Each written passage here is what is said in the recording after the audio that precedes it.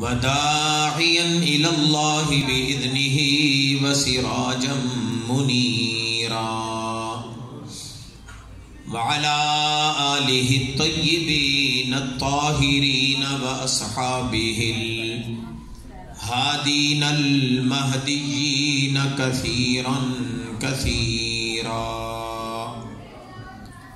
أما بعد فقد قال الله تبارك وتعالى في الكلام المجيد والفرقان الحميد: أعوذ بالله من الشيطان الرجيم. بسم الله الرحمن الرحيم.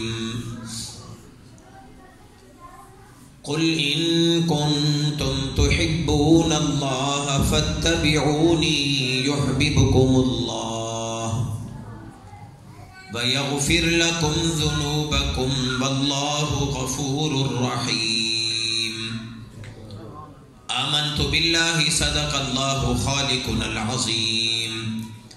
وفي شان نبينا مخبرا وآمرا: إن الله وملائكته يصلون على النبي يا أيها الذين آمنوا صلوا عليه وسلموا تسليما. اللهم صل على سيدنا ومولانا محمد وعلى آل محمد وبارك وسلم. مولاي صل وسلم دائما أبدا على حبيبك خير الخلق كلهم. هو الحبيب الذي ترجى شفاعته لكل هول من الأهوال مقتحم. يا رب بالمصطفى بلغ مقاصدنا فاغفر لنا ما مضى يا واسع الكرم. يا صاحب الجمال ويا سيد البشر من وجهك المنير لقد نور القمر. لا يمكن الثناء كما كان حقه بعد از خدا بزرگ توئی قصہ مختصر. حمد و صلات کے بعد اللہ تعالیٰ کا بے شمار مرتبہ شکر ہے کہ اس نے ہم پر بہت ہی عظیم احسان فرمایا. اس نے ہمیں توفیق عطا فرمائی کہ ہم سچے دل سے اس کے پیارے حبیب صلی اللہ علیہ وآلہ وسلم کا کلمہ طیبہ پڑھنے والے امتی ہیں. اللہ تعالیٰ کا ہم پر یہ اتنا بڑا احسان ہے کہ اگر ہم ساری زندگی خدا تعالیٰ کا شکر ادا کریں تو حق ادا نہیں ہو سکتا. سامعین محترم، ہماری خوش نصیبی ہے کہ آج ہم ایک مرتبہ پھر اس جامع مسجد کے اندر اللہ تعالیٰ کے پیارے حبیب اپنے آقا و مولا صلی اللہ علیہ وآلہ وسلم کا ذکر سننے اور سنانے کے لیے یہاں پر جمع ہیں. آپ حضرات کے سامنے میں نے مشہور آیت مقدسہ تلاوت کی ہے. ارشاد باری تعالی ہے: قل ان کنتم تحبون اللہ.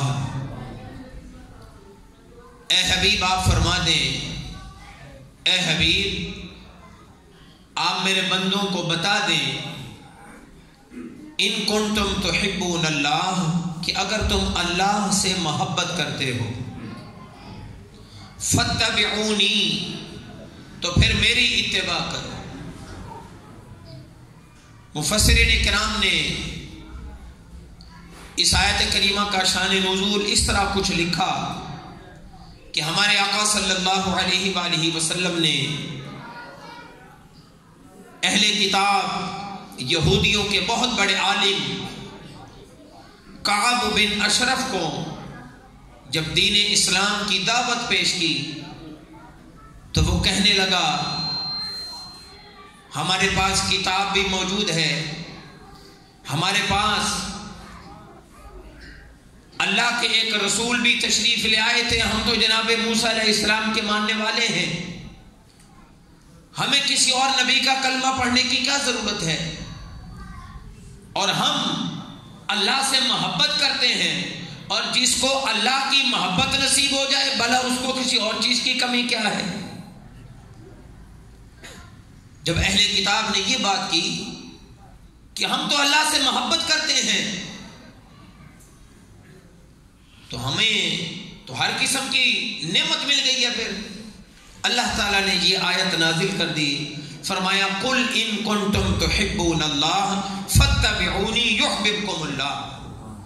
فرمایا اے لوگوں، اگر تم اللہ سے محبت کرتے ہو، اللہ تعالیٰ سے محبت کے دعوے دار ہو، تو پھر اللہ کا حکم یہ ہے کہ میرے حبیب کی اتباع کرو، کیونکہ جو سچا محب ہوتا ہے وہ اپنے محبوب کی ہر بات مانتا ہے، وہ اپنے محبوب کے ہر قول و فعل کو اپنانے کی کوشش کرتا ہے۔ تو اے یہودیو، تمہیں اگر دعویٰ ہے کہ تمہیں اللہ سے محبت ہے تو پھر اللہ کا حکم یہ ہے کہ اس کے حبیب کی اتباع کرو تم۔ اور میں اس آیت مقدسہ کی تفسیر کچھ یوں کرنا چاہتا ہوں۔ اللہ تعالیٰ قرآن مجید میں ایک اور مقام پر فرماتا ہے والذین آمنوا اشد حبا للہ۔ یہ تو شان نزول کے اعتبار سے میں نے تفسیر کی تھی، لیکن القرآن یفسر بعضہ بعضا، قرآن پاک کی ایک آیت دوسری آیت کی بعض دفعہ تفسیر کر دیتی ہے۔ تو اللہ فرماتا ہے والذین آمنوا اشد حبا للہ، جو اہل ایمان ہیں وہ اللہ تعالیٰ سے بہت زیادہ محبت رکھتے ہیں۔ اس میں تو کوئی شک نہیں ہو سکتا، کوئی مفسر کا قول نہیں میں نے پڑھا، کسی محدث کا فرمان نہیں پڑھا، بلکہ جس آیت میں، جس قرآن میں، جس کتاب میں ان کنتم تحبون اللہ ہے، اسی کتاب قرآن مجید میں اللہ فرماتا ہے والذین آمنوا اشد حبا للہ، جو اہل ایمان ہیں وہ اللہ تعالیٰ سے بہت زیادہ محبت کرتے ہیں۔ جو اہل ایمان ہیں، جن کے دل میں ایمان ہے، تو ان کی محبت کا محور، ان کی محبت کا مرکز وہ اللہ سے بہت زیادہ محبت کرتے ہیں۔ اب اللہ سے بہت زیادہ محبت کرتے ہیں تو پھر اللہ نے حکم دے دیا، فرمایا ان کنتم تحبون اللہ، اگر تم اللہ سے محبت کرتے ہو تو پھر کیا کرو؟ فاتبعونی، میرے محبوب کی اتباع کرو۔ فائدہ کیا ہوگا؟ بھی محبت اللہ سے ہے تو محبوب وہ رب ذوالجلال، تو محب تو محبوب کی اتباع کرتا ہے، محب تو محبوب کے نقشے قدم پر چلتا ہے، محب تو محبوب کے پیچھے پیچھے چلتا ہے، محب تو تلاش محبوب میں رہتا ہے، محب تو وصال محبوب کی تمنا میں رہتا ہے۔ تو فرمایا اگر تمہیں اللہ سے محبت ہے تو پہلے امتحان دو، اگر تمہیں اللہ سے محبت ہے پہلے پھر امتحان دو، محبت میں پھر امتحان ہوتے ہیں، اور وہ امتحان کیا ہے؟ فاتبعونی، میرے محبوب کی اتباع کرو تم۔ میرے محبوب نماز پڑھے تو تم بھی نماز پڑھو، یہی وجہ ہے حدیث صحیح کے اندر آتا ہے صحابہ کرام علیہم الرضوان ہمارے آقا صلی اللہ علیہ وسلم کی بارگاہ اقدس میں سوال کرتے ہیں، یا رسول اللہ علیہ الصلوۃ والسلام، ہم نماز کیسے پڑھیں؟ ہمیں تو دین میرے بھائی لکھا لکھایا مل گیا، ہمیں تو دین لکھا لکھایا مل گیا، الحمدللہ مسلمان گھرانے میں پیدائش ہو گئی، الحمدللہ ماں باپ مسلمان، اور پھر کتاب وہ مکمل محفوظ اعراب لگی ہوئی، زیر زبر حرکات و سکنات لگی ہوئی، ہمیں جو ہے وہ مل گئی، ہر گھر میں جناب صاحب کتاب کا نسخہ وافر مقدار میں موجود، تو اس لیے ہم دین کی وہ قدر نہ کر سکے، دین کی وہ عظمت اپنے دل میں نہ بٹھا سکے جو قدر ہمارے دل میں ہونی چاہیے تھی۔ اب نماز پڑھنی ہے، آج کل کے دور میں اگر نماز کے مسائل بیان کریں، بہت سارے لوگ توجہ سے سنتے نہیں، کچھ سنتے ہیں تو وہ کہتے ہیں لگتا ایسے ہے جیسے آج ہم مسلمان ہو رہے ہیں جو ہمیں نماز کا طریقہ سکھایا جا رہا ہے۔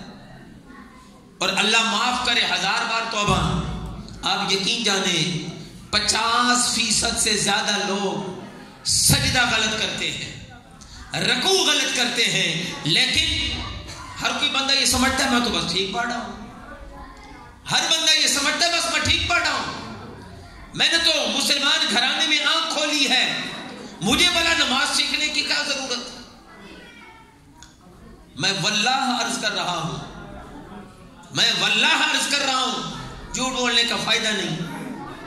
ایک جامعہ مسجد میں مغرب کی نماز رمضان المبارک کے مہینے میں پڑھنے کا اتفاق ہوا۔ مغرب کی نماز رمضان المبارک کا مہینہ، امام صاحب سے سلام دعا ہوئی تو بہت بڑی افطاری کا انتظام، تو امام صاحب فرمانے لگے یہ محترم پورا مہینہ افطاری کا اہتمام کرتے ہیں، 50 سے 60 لوگوں کی افطاری کا اہتمام، اور عالی شان افطاری کا اہتمام کرتے ہیں، تو بڑی خوشی ہوئی۔ افطاری کا اہتمام اپنی جگہ، تو اس بندے سے واقفیت بھی ہو گئی، سلام دعا بھی ہو گئی۔ چند دن گزرنے کے بعد اسی مسجد میں پھر نماز پڑھنے کا اتفاق ہوا۔ مغرب کی 1 رکعت ہو چکی ہے، امام صاحب رکوع سے کھڑے ہو گئے، سجدے میں پہنچ گئے، تو میں مسجد میں داخل ہوا۔ وہ محترم جو افطاری کا اہتمام کیا کرتے تھے وہ مسجد میں دوڑ کر آئے، داڑھی ان کی تقریباً سفید ہو چکی تھی، دوڑ کر مسجد میں آئے، یہ غلط۔ اب طریقہ کیا تھا؟ آ کر جماعت میں مل جاتے ہیں، لیکن انہوں نے کھڑے ہو کر پہلے اپنی 1 رکعت پڑھ لی، دوسری رکعت میں امام کے ساتھ شریک ہو گئے۔ جب 3 رکعتوں پر امام صاحب نے سلام پھیرا تو انہوں نے بھی سلام پھیر دیا۔ افطاری کا اہتمام اپنی جگہ، صدقہ و خیرات کا اہتمام اپنی جگہ۔ میں نے اپنی 1 رکعت پڑھ لی اور اس کے بعد میں کہنے لگا ان سے ایک طرف بلا کر، میں نے کہا جناب آپ ناراض نہ ہوں تو ایک چھوٹی سی گزارش کرنا چاہتا ہوں، صرف اس لیے کہ آپ اہل محبت میں سے ہیں، آپ نیکی کی تلاش میں رہتے ہیں، رمضان کی برکتیں سمیٹنے کے لیے افطاری کا اہتمام کرتے ہیں، جناب والا آپ نے نماز غلط پڑھی ہے۔ وہ کہنے لگے کہ کیا غلط کیا میں نے؟ بھئی مسجد میں آپ دوڑ کر آئے، یہ غلط۔ پھر امام کی 1 رکعت نکل چکی تھی تو چاہیے یہ تھا آپ 2 رکعت امام کے ساتھ پڑھتے، جو آپ کی پہلی رکعت رہ گئی وہ بعد میں پڑھتے، آپ نے پہلے پڑھ لی پھر امام کے ساتھ۔ تو وہ آہ بھر کر کہنے لگے مجھے تو آج تک کسی نے بتایا ہی نہیں۔ تو میں نے بھی بحث نہ کی، دل میں سوچا حضور آپ کو کون بتاتا، کاش کبھی آپ کسی کے پاس دین سیکھنے کے لیے تو جاتے، کاش کبھی کسی کے پاس دین سیکھنے کے لیے تو جاتے، کاش آپ کے دل میں شوق تو ہوتا کہ آیا میں جس طریقے پر نماز پڑھ رہا ہوں آیا یہ طریقہ صحیح ہے کہ نہیں، میں جس طریقے پر رکوع اور سجود کر رہا ہوں آیا یہ طریقہ صحیح ہے کہ نہیں۔ تو بہرحال میں یہ عرض کر رہا تھا، اللہ نے فرمایا نا کہ اگر تم اللہ سے محبت کرتے ہو تو میرے محبوب کی اتباع کرو۔ صحابہ نے عرض کی یا رسول اللہ علیہ السلام ہم نماز کیسے پڑھیں؟ یا رسول اللہ ہم نماز کیسے پڑھیں؟ تو آپ صلی اللہ علیہ وسلم نے بڑا خوبصورت جواب دیا، فرمایا صلو کما رأیتمونی اصلی او کما قال علیہ السلام، فرمایا مجھے دیکھتے جاؤ اور نماز پڑھتے جاؤ۔ فرمایا اگر یہ چاہتے ہو کہ نماز کیسے پڑھیں، فرمایا مجھے دیکھو میں کیسے پڑھتا ہوں، جیسے میں پڑھتا ہوں ویسے تم پڑھو۔ اب صحابہ کرام علیہم الرضوان ہمارے آقا صلی اللہ علیہ وسلم نماز پڑھتے، صحابہ ہمارے آقا صلی اللہ علیہ وسلم کو تاکتے تھے کہ آپ نے قیام کی حالت میں تکبیر تحریمہ کہی تو ہاتھ کیسے اٹھائے، ہم تو آتے ہیں نا اللہ اکبر، اس طرح کیا اور نماز شروع ہو گئی۔ صحابہ اس طرح نہیں کرتے تھے، صحابہ نے دیکھنا ہے کہ آقا صلی اللہ علیہ وسلم نے ہاتھ اٹھائے ہیں تو کہاں تک اٹھائے، انگوٹھے مبارک کہاں پہنچے، انگلیاں مبارک کیسے سیدھی تھیں، ہتھیلیوں کا رخ کدھر تھا۔ صحابہ نے میرے آقا کے قدمین شریفین کو دیکھا کہ قیام کی حالت میں کھڑے ہیں تو پیروں کی انگلیاں اس طرح ٹیڑھی تو نہیں ہے یا سیدھی ہے؟ قبلہ رخ ہے یا نہیں ہے؟ دو قدمین شریفین کے درمیان فاصلہ کتنا ہے؟ آپ رکوع میں جاتے ہیں تو اپنے گھٹنوں پر ہاتھ کیسے رکھتے ہیں؟ آپ کی پشت مبارک کیسے برابر اور سیدھی ہوتی ہے؟ آپ رکوع کے بعد کیسے اٹھتے ہیں؟ آپ سجدے میں جائیں تو پہلے گھٹنے رکھتے ہیں یا ہاتھ رکھتے ہیں؟ آپ پیشانی زمین پر ٹکانے لگے تو پہلے ناک رکھتے ہیں یا پیشانی مبارک؟ صحابہ نے پھر ایک ایک چیز ہمارے آقا صلی اللہ علیہ وسلم کا ایک ایک فعل کو نوٹ کیا. کیوں؟ کہ اللہ کا حکم ہے فاتبعونی، میرے محبوب کی اتباع کرو. اور صحابہ نے جب پوچھا تو آپ صلی اللہ علیہ وآلہ وسلم نے کیا فرمایا؟ مجھے دیکھو میں نماز کیسے پڑھتا ہوں، جیسے مجھے پڑھتا ہوا دیکھو ویسے پڑھ لیا کرو. اور صحابہ کرام علیہم الرضوان پھر اس طریقے کو اپناتے جس طریقے پر میرے آقا صلی اللہ علیہ وسلم نے عمل کر کے دکھائے. ایک حدیث میں تو یہاں تک آتا ہے کہ صحابی کہتے ہیں کہ ہم نماز کے اندر آپ صلی اللہ علیہ وآلہ وسلم کے دائیں طرف آ کر کھڑے ہوتے تھے. بات آپ توجہ سے سنیں گے تو بات بنے گی. میرے بھائی میں رسمی گفتگو کرنے کے لیے یا ٹائم پاس کرنے کے لیے نہیں آیا. میرے آقا صلی اللہ علیہ وسلم نماز پڑھا رہے ہیں. آپ نے سنا ہوگا کہ اگلی صف میں کھڑے ہونے کا ثواب زیادہ، امام کی دائیں طرف کھڑے ہونے کا ثواب وہ زیادہ. لیکن صحابہ کیوں کھڑے ہوتے تھے؟ ہمارے آقا صلی اللہ علیہ وآلہ وسلم نماز پڑھاتے. صحابہ کہتے ہیں کہ ہماری کوشش ہوتی کہ پہلی صف میں جائیں اور پہلی صف میں دائیں طرف کھڑے ہوں. اب اگر بات یہیں ختم ہو جاتی تو میں اور آپ یہی نتیجہ اخذ کرتے کہ پہلی صف میں اس لیے کھڑے ہوتے ہیں کہ ثواب زیادہ ہوتا ہے، دائیں طرف اس لیے کھڑے ہوتے ہیں کہ ثواب زیادہ ہوتا ہے. مگر صحابہ اس نیت سے کھڑے نہیں ہوتے تھے. حدیث مکمل ہوگی تو پھر بات واضح ہو جائے گی. صحابہ اس نیت سے نہیں کہ ثواب زیادہ مل جائے گا، دائیں طرف کھڑے ہوں گے تو ثواب باقیوں کے بنسبت زیادہ مل جائے گا. نہیں، صحابہ کہتے ہیں کہ ہم اگلی صف میں کھڑے ہوتے اور دائیں طرف کھڑے ہونے کی کوشش کرتے ہیں. کیوں؟ کہ جب آپ نماز کے اختتام پر السلام علیکم ورحمۃ اللہ کہتا تھے تو چہرہ مبارک اتنا گھماتے کہ صحابہ کہتے ہیں آپ کے رخسار مبارک کی سفیدی نظر آتی تھی. صحابہ کہتے ہیں ہمارے آقا صلی اللہ علیہ وسلم جب سلام پھیرتے تو صرف یوں نہیں کر دینا، گردن کی ایکسرسائز نہیں کر دینی، بلکہ السلام علیکم ورحمۃ اللہ کہنا ہے تو چہرہ مبارک اتنا گھمانا ہے کہ رخسار مبارک کے سفیدی نظر آیا کرتی تھی. تو صحابہ کہتے ہیں ہم اگلی صف میں کھڑے ہونے کی کوشش کرتے ہیں، دائیں طرف کھڑے ہونے کی کوشش کرتے ہیں. کیوں؟ کہ جب آپ صلی اللہ علیہ وآلہ وسلم سلام پھیریں گے، السلام علیکم ورحمۃ اللہ کہیں گے اور چہرہ مبارک دائیں طرف پھیریں گے تو صحابی کی تمنا ہوتی تھی کہ جب آقا نماز کے بعد سلام پھیریں تو سب سے پہلے میری نظر آقا کے رخسار پر پڑے. تو صحابہ اس تمنا میں کھڑے ہوتے تھے.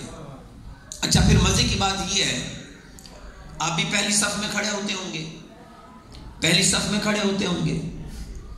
اب امام اگر پورا سلام پھیرتا ہے، حکم کیا ہے کہ جب آپ تشہد میں بیٹھے ہوئے ہوں تو نظر کہاں رکھنی ہے؟ گود میں. حکم یہ ہے کہ جب آپ دو سجدوں کے درمیان ہوں یا آپ حالت تشہد میں ہیں تو آپ کی نظر امام کے چہرے پر نہیں ہوتی. امام نے السلام علیکم ورحمۃ اللہ کہا تو ہم بھی ساتھ گردن گھما دیتے ہیں.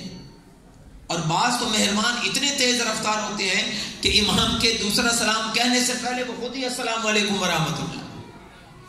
کچھ تو امام صاحب کی مہربانی ہوتی ہے نا کہ وہ اتنا لمبا سلام کہتے ہیں اگرچہ غلط ہے. یہ لمبا سلام کہنا یہ خلاف سنت ہے.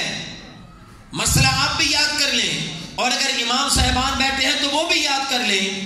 سنن نسائی پہلی جلد کی حدیث ہے، صحابی کہتے ہیں ہمارے آقا صلی اللہ علیہ وسلم کہ یہ نماز کا معاملہ قصد ہوتا تھا، درمیانہ، بہت لمبا سلام نہیں. اور نبی کریم صلی اللہ علیہ وسلم جب سلام پھیرتے تو صحابہ کرام فوراً اگر چہرہ گھما دیتے ہوں تو آقا کے رخسار پر نظر نہیں پڑتی. آقا کے رخسار پر نظر نہیں پڑے گی. آقا کے رخسار پر نظر کب پڑے گی؟ جب نظریں اٹھائیں گے. اور میرے آقا نے السلام علیکم ورحمۃ اللہ کہا, چہرہ مبارک اتنا گھمایا کہ پیچھے جو صحابی بیٹھے ہیں ہمارے آقا صلی اللہ علیہ وسلم کے رخسار کی زیارت کرتے ہیں. یہ کیا تھا؟ محبت تھی کہ نماز مکمل ہو گئی, نماز کے بعد آپ صلی اللہ علیہ وسلم کے چہرہ مبارک کو پہلے ہم دیکھیں, اور اللہ کا حکم ہے فاتبعونی, میرے محبوب کی اتباع کر. آئیے صحیح بخاری کی حدیث مبارک اور کئی کتابوں میں موجود ہے, حضرت انس رضی اللہ تعالیٰ عنہ سے مروی ہے, ہمارے آقا صلی اللہ علیہ وآلہ وسلم تشریف فرما ہے کہ ایک دیہاتی شخص آیا, آ کر کہنے لگا یا رسول اللہ علیہ الصلوۃ والسلام قیامت کب آئے گی؟ یا رسول اللہ قیامت کب آئے گی؟ ہمارے آقا صلی اللہ علیہ وسلم نے فرمایا ما اعددت لها, یہ بتا قیامت کے لیے تیاری کیا کی ہے. اس نے ایک مرتبہ سوال کیا, آپ نے جواب نہ دیا. دوسری مرتبہ سوال کیا, پھر جواب نہ دیا. جب اس نے تیسری مرتبہ سوال دہرایا کہ یا رسول اللہ علیہ الصلوۃ والسلام قیامت کب آئے گی, تو اب آپ صلی اللہ علیہ وسلم نے اس سے پوچھا, فرمائے قیامت کے بارے میں پوچھتے ہو, یہ بتاؤ قیامت کے لیے تیاری کیا کی ہے. قیامت کوئی چھوٹا دن تو نہیں ہے, اور ایسا دن بھی نہیں ہے جو 5-6-7 گھنٹے کے بعد ختم ہو جائے گا. اللہ فرماتے ہیں یوم یفر المرء من اخیہ وامہ وابیہ وصاحبتہ وبنیہ لکل امرئ منہم یومئذ شأن یغنیہ. فرمایا قیامت کا دن تو وہ دن ہے جس دن میں بھائی بھائی سے بھاگے گا, شوہر بیوی سے, بیوی شوہر سے, ماں باپ اولاد سے, اولاد ماں باپ سے, ہر ایک کو اپنی پڑی ہوگی. لکل امرئ منہم یومئذ شأن یغنیہ, ہر بندے کی حالت دوسرے سے اس کو بے پرواہ کر دے گی. لیکن وہ صحابی پوچھتا ہے یا رسول اللہ علیہ الصلوۃ والسلام قیامت کب آئے گی, قیامت کب آئے گی, قیامت کب آئے گی؟ آپ نے فرمایا ویل لک, افسوس تجھ پر. یہ بتا قیامت کے لیے تو نے تیار کیا کیا ہے. مختلف کتب کی احادیث روایات ملا کر میں مفہوم بیان کرنے لگا ہوں. ہمارے آقا صلی اللہ علیہ وسلم کے سوال کے جواب میں وہ دیہاتی شخص کہنے لگا ما اعددت لها من کثیر صلاۃ ولا صوم ولا صدقۃ او کما قال. کہنے لگا یا رسول اللہ میں نے قیامت کے لیے نہ زیادہ نمازیں اکٹھی کر رکھی ہیں, نہ زیادہ صدقہ و خیرات کر رکھا ہے, نہ میرے پاس زیادہ زکوٰۃ ہے, الا انی احب اللہ ورسولہ, مگر میرا سرمایہ یہ ہے کہ میں اللہ اور اس کے رسول صلی اللہ علیہ وسلم سے محبت کرتا ہوں. بس میرے پاس یہی سرمایہ ہے. اور محبت ایسی چیز ہے جو بندے کو جھکا دیتی ہے محبوب کے آگے. وہ ہم واقعات پڑھتے ہیں نا کہ فلاں بزرگ ساری رات نہیں سوتے تھے, فلاں ساری رات نہیں سوتے تھے, فلاں جناب رات کا اول حصہ سوتے, آخری حصے میں جاگ لیتے تھے. اب بندہ سوچنے پر مجبور ہو جاتا ہے جو ساری رات نہیں سویا وہ صبح کام کیسے کرے گا. ڈاکٹر صاحب کے پاس گئے تو وہ سب سے پہلے پوچھتا ہے بھئی نیند پوری آتی ہے؟ جی نیند پوری نہیں آتی. وہ فوراً نیند کی دوائی دے دے گا, جی نیند پوری کرو. اب بندہ حیران ہے کہ بزرگ کی عمر, فلاں اللہ کے نیک بندے کی عمر 60 سال 70 سال 80 سال کی عمر ہوئی, لیکن راتیں کیسی گزرتی تھی کہ سویا نہیں کرتے تھے. بھئی جو رات کو نہیں سوتا بھلا دن اس کا کیسے گزرے گا؟ جو رات کو نیند نہیں کرتا اس کی صحت کیسے جو ہے وہ سلامت رہے گی؟ یاد رکھیں جو رات کو جاگتا ہے اللہ کی یاد میں جاگتا ہے, پیارے آقا صلی اللہ علیہ وسلم کی یاد میں جاگتا ہے, یہ جاگنا اس کے لیے بڑا مفید ہوتا ہے. یہ جاگنا اس کو نقصان نہیں دیتا. جو بیچارہ ٹینشن میں جاگتا ہے, دنیا کے حساب و کتاب میں جاگتا ہے, یہ جاگنا اس کو بیمار کر دیتا ہے. لیکن اللہ اور اس کے رسول صلی اللہ علیہ وسلم کی یاد میں جاگنا یہ اس کو صحت مند بنا دیتا ہے. اچھا کیسے جاگے گا؟ جب کسی سے محبت ہو گئی تو جیسے ہی خیال محبوب آیا پھر ہوا, نیند ختم, تو جو اللہ اور اس کے رسول سے محبت کرنے والے ہیں ان کے لیے جاگنا مشکل نہیں ہوتا. کیوں؟ کہ اللہ اور اس کے رسول کی محبت انہیں تڑپاتی ہے. جنہیں اللہ کے پیارے کلام سے محبت ہے وہ پیارے کلام کی تلاوت کرتے کرتے راتیں گزار دیتے ہیں. ان کے لیے جاگنا مشکل نہیں ہوتا. کیوں؟ وہ تو دوست کے خیال میں بیٹھے ہیں, محبوب کے خیال میں بیٹھے ہیں, بھلا انہیں نیند کیوں آئے گی. حضرت امام بخاری رحمت اللہ علیہ کے استاد کے استاد, بات توجہ سے سننا, امام بخاری رحمت اللہ علیہ کے استاد کے استاد, امام شافعی رحمت اللہ علیہ کے استاد, امام اعظم ابو حنیفہ رحمت اللہ علیہ کے شاگرد رشید, امام ابو یوسف رحمت اللہ علیہ کے شاگرد رشید, امام مالک رحمت اللہ علیہ کے شاگرد رشید. نام کیا ہے؟ محمد بن حسن شیبانی رحمت اللہ علیہ, امام محمد کے نام سے مشہور ہے. حضرت امام محمد رحمت اللہ علیہ آپ ساری رات نہیں سوتے تھے. امام محمد رحمت اللہ علیہ فقہ حنفی کے بہت بڑے امام ہیں, امام بخاری کے استادوں کے بھی استاد ہیں. آپ ساری رات نہیں سوتے تھے. قرآن و حدیث کے مطالعے میں رات گزر جاتی. کسی نے پوچھا اے محمد آپ رات کو سوتے کیوں نہیں ہیں؟ آپ فرمانے لگے خلق خدا ہم پر بھروسہ کر کے سو جاتی ہے.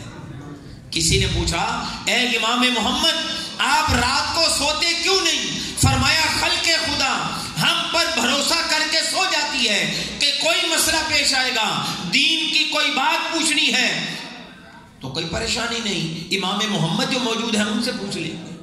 فرماتے ہیں خلق خدا ہم پر بھروسہ کر کے سو جاتی ہے, اگر میں بھی سو جاؤں تو میرے آقا کی امت کا کیا بنے گا. تو عزیزان گرامی, اللہ کا حکم ہے ان کنتم تحبون اللہ, اگر تمہیں اللہ سے محبت ہے تو پھر کیا کرو؟ فاتبعونی, میرے محبوب کی اتباع کرو تم. اور جس نے میرے آقا صلی اللہ علیہ وسلم کی اتباع کی ہے یاد رکھیں وہ پھر دنیا کا امام بن جاتا ہے.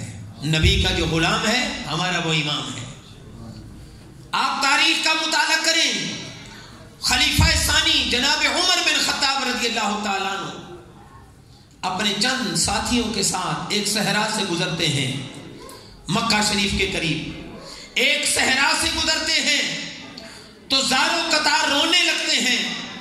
ساتھیوں نے کہا اے امیر المومنین کیا وجہ ہے, آپ اس صحرا سے گزر رہے ہیں تو رو کیوں رہے ہیں؟ فرمانے لگے اے میرے ساتھیوں یہ وہ صحرا ہے جہاں میں اونٹ چرایا کرتا تھا. ذرا بات غور سے سنیں گے تو بات بنے گی. عمر بن خطاب رضی اللہ تعالیٰ عنہ ایک صحرا سے گزرتے ہیں اور زاروں قطار رونے لگتے ہیں. ساتھیوں نے پوچھا اے امیر المومنین رونے کی وجہ کیا ہے؟ فرمایا یہ وہ صحرا ہے جہاں میں اونٹ چرایا کرتا تھا. جناب اس میں رونے والی بات کون سی ہے؟ اونٹ تو ہم بھی چراتے رہے ہیں, عرب کے اکثر لوگ اونٹ چرایا کرتے تھے. عمر بن خطاب نے پھر راز کی بات بتائی. فرمایا یہ وہ میدان ہے جہاں میں اونٹ چراتا تھا اور مجھ سے اونٹ سنبھالے نہیں جاتے تھے, وہ بھاگ جاتے تھے تو میرا باپ خطاب مجھے کوڑے مارتا تھا اور کہتا تھا اے عمر تجھ سے اونٹ نہیں سنبھالے جاتے. فرمایا یہ میرے آقا کی برکت ہے, یہ میرے آقا کی برکت ہے کہ آج میں حکومت کرتا ہوں, میری ایک سلطنت ہے, بادشاہت ہے, میرا حکم جو ہے وہ ذرے ذرے پر چل رہا ہے. تو یہ سب برکتیں ہیں, یہ سب روب اور دبدبے ہیں تو آقا صلی اللہ علیہ وآلہ وسلم کی اتباع اور آپ کی سچی اطاعت کی وجہ سے ہے. تو عزیزان گرامی اللہ کا حکم ہے ان کنتم تحبون اللہ فاتبعونی یحببکم اللہ. اگر تم اللہ سے محبت کے دعوے دار ہو تو فرمایا میرے محبوب کی اتباع کرو, اور محبوب کی جس نے اتباع کر لی اللہ فرماتا ہے یحببکم اللہ, پھر اللہ تم سے محبت فرمائے گا. اب تک تو تم یہ کہتے ہو نا کہ ہمیں اللہ سے محبت ہے, لیکن جب اتباع محبوب نصیب ہو جائے گی پھر تمہیں یہ کہنا نہیں پڑے گا کہ ہمیں اللہ سے محبت ہے, بلکہ اللہ جو ہے اعلان فرماتا ہے یحببکم اللہ کہ اللہ تم سے محبت فرمائے گا. لیکن شرط ایک ہی ہے, وہ شرط کیا ہے؟ رسول پاک صلی اللہ علیہ وآلہ وسلم کی اتباع. اور جس نے اتباع نہیں کی، یاد رکھیں وہ اللہ تعالیٰ کا محبوب بندہ نہیں ہو سکتا. اللہ کا محبوب وہی بن سکتا ہے جس نے رسول پاک صلی اللہ علیہ وسلم کی صدق کے دل کے ساتھ اتباع کی ہو. ہمارے آقا صلی اللہ علیہ وآلہ وسلم کی محبت، آپ کی مودت، آپ کا عشق، یہ بہت بڑی نعمت ہے. جس کو یہ نصیب ہو جاتا ہے، یاد رکھیں وہ دنیا میں بھی کامیاب اور آخرت میں بھی کامیاب. ابھی میں نے آپ کے سامنے حدیث پیش کی کہ جب دیہاتی نے سوال کیا یا رسول اللہ مجھے قیامت کے بارے میں بتائیں کب آئے گی؟ فرمایا کیا تیاری کی ہے؟ یا رسول اللہ کوئی تیاری نہیں، بس تیاری اتنی ہے کہ میں اللہ اور اس کے رسول صلی اللہ علیہ وسلم سے محبت کرتا ہوں بس. آپ نے پھر ایسا جملہ ارشاد فرمایا کہ حضرت انس رضی اللہ تعالیٰ عنہ فرماتے ہیں مسلمانوں کو وہ جملہ سن کر جس قدر خوشی ہوئی شاید مسلمانوں کو کبھی ایسی خوشی نہ ہوئی. وہ جملہ کیا تھا؟ ہمارے آقا صلی اللہ علیہ وسلم نے فرمایا انتا مع من احببت او کما قال، فرمایا تو قیامت کے دن پھر اسی کے ساتھ ہوگا جس کے ساتھ تو نے اس دنیا میں محبت کی ہے. تو حضرت انس کہنے لگے ما فرح المسلمون، مسلمان اس سے پہلے اس قدر اتنا خوش نہیں ہوئے تھے جتنا وہ جملہ سن کر خوش ہوئے کہ تو نے جس سے محبت کی ہے تو قیامت کے دن اسی کے ساتھ ہوگا. آپ فرماتے ہیں ہمیں اللہ کے نبی سے محبت، ہم انہی کے ساتھ ہوں گے. ہمیں ابو بکر کے ساتھ محبت، جناب عمر کے ساتھ محبت رضی اللہ عنہما، کہتے ہیں ہم قیامت کے دن پھر انہی کے ساتھ ہوں گے. تو ہمیں دیکھنا چاہیے کہ ہماری محبتوں کا مرکز کیا ہے، ہماری محبتوں کا محور کیا ہے. یہ میرے یارانے کس کے ساتھ ہیں، میرا چال چلن کیسا ہے، میرا طور طریق کیسا ہے. جب تک ہم اپنے کردار پر غور نہیں کریں گے ہم صحیح اور غلط میں پھر فرق کر ہی نہیں سکتے. عزیزان گرامی، ہمارے آقا صلی اللہ علیہ وآلہ وسلم کی محبت وہ اللہ تعالیٰ کی بہت بڑی نعمت. محبت صرف انسان کو انسان سے نہیں ہوتی. اگر یہ بات ہوتی تو پھر وہ صحیح بخاری اور صحیح مسلم کی حدیث کا کیا بنے گا. خوش نصیب لوگوں نے مسجد نبوی شریف کی زیارت کی ہے، اللہ سب کو نصیب فرمائے. مسجد نبوی شریف نماز پڑھنے کے بعد چلو ویسے اندازہ نہ ہو سکے، قبلہ رخ آپ نے منہ کر کے نماز پڑھی، نماز پڑھنے کے بعد آپ قبلے کی طرف پیٹ کر لیں اور دروازے کی طرف منہ کر لیں تو سامنے آپ کو ایک پہاڑ نظر آئے گا، اگرچہ کافی دور ہے دیکھنے میں بڑا قریب نظر آتا ہے. اس پہاڑ کا نام کیا ہے؟ جبل احد. اس پہاڑ کا نام کیا ہے؟ جبل احد. احد پہاڑ.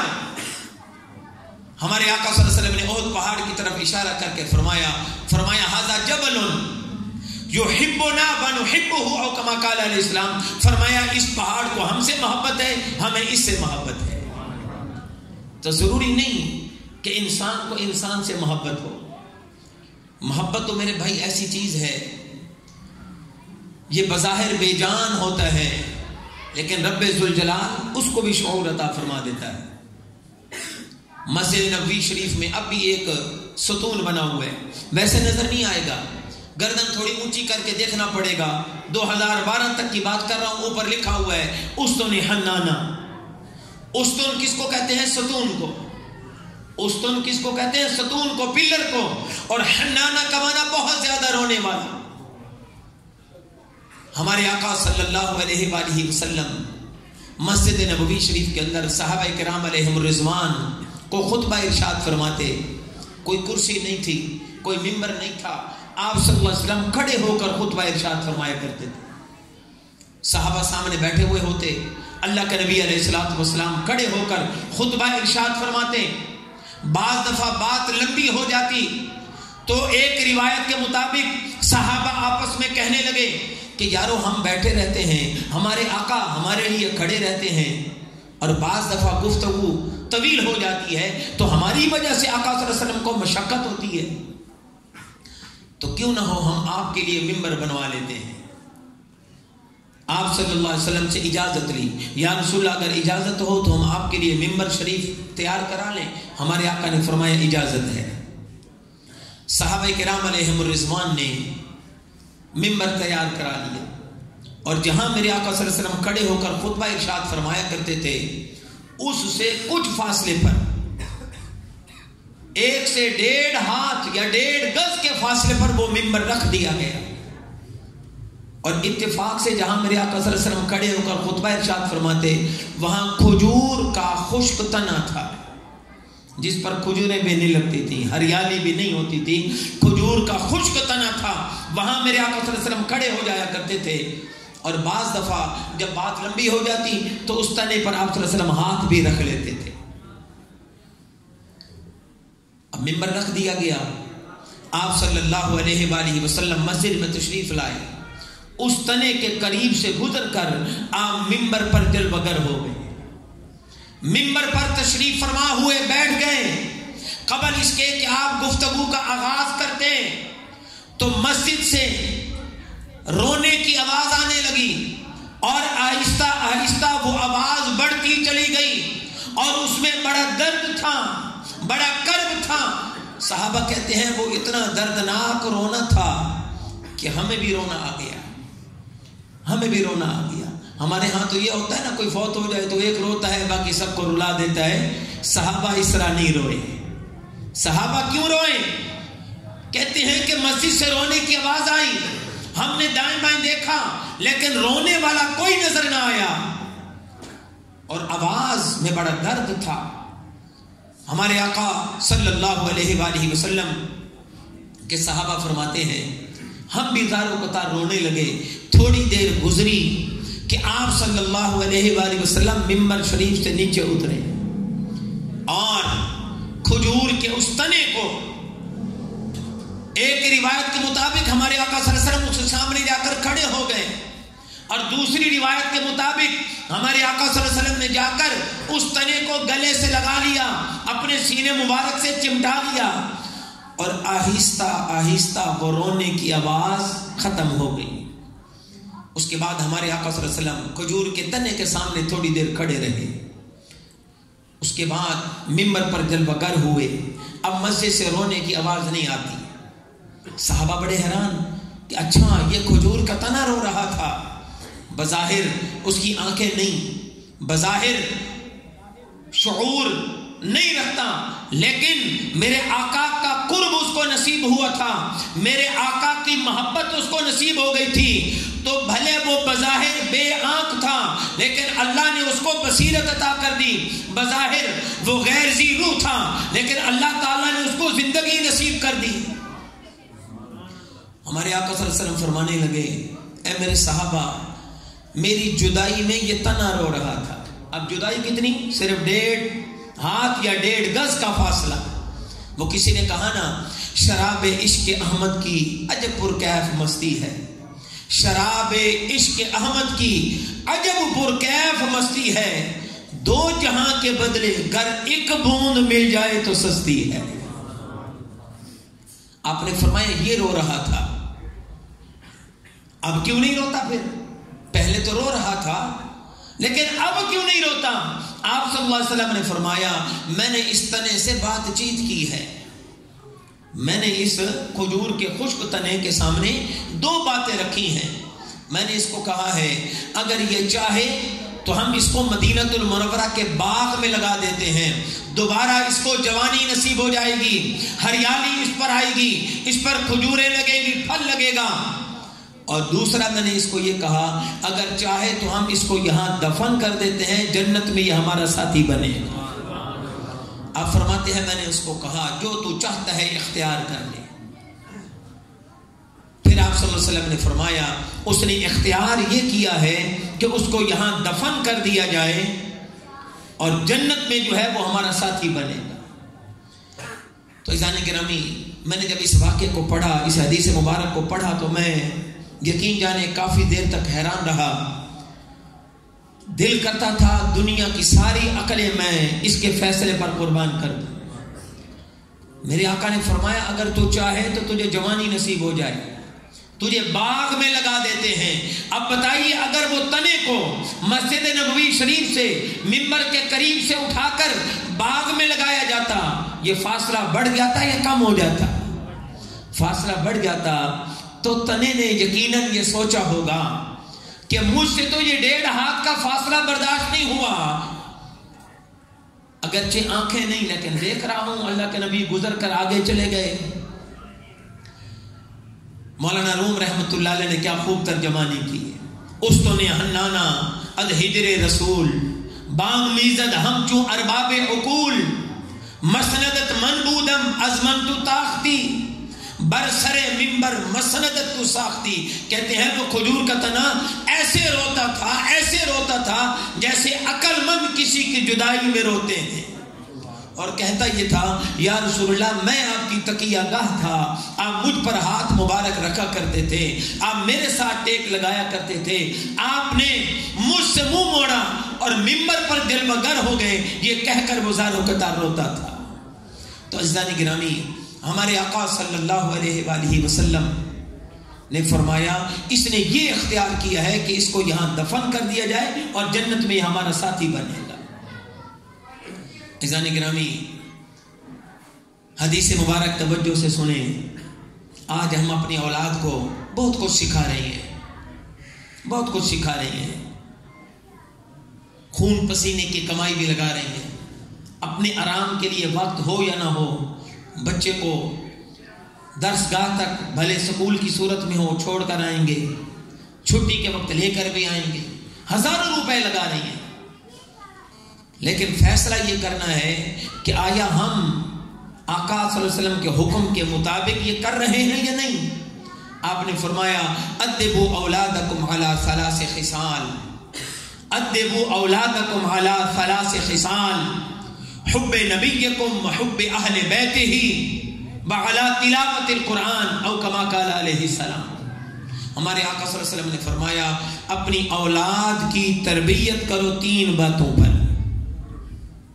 فرمایا اپنی اولاد کی تربیت کرو تو 3 عادتیں انہیں ضرور سکھاؤ.